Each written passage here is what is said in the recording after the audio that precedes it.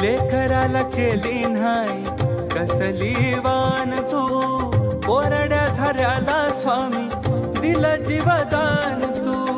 अंधाराला खीर राती असं मन फाटलं, कल्पवृक्षाखाली बैसून दूर सुख वाटलं, दूर सुख वाटलं, दूर सुख वाटलं. बाप तूच अन माय तूच रे,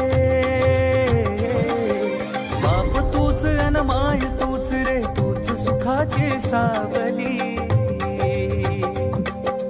पाठीशी उभी माझी स्वामी समर्थ माऊली.